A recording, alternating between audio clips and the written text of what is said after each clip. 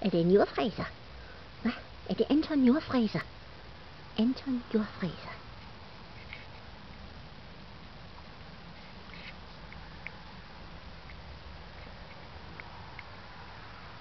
Er det nogen?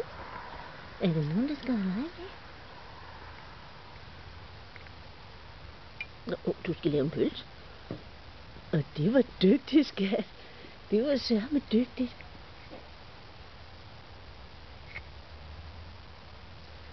Det var dygtigt, Anton.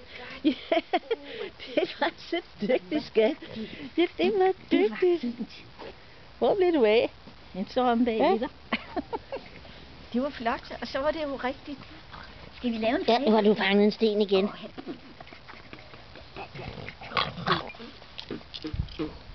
Det.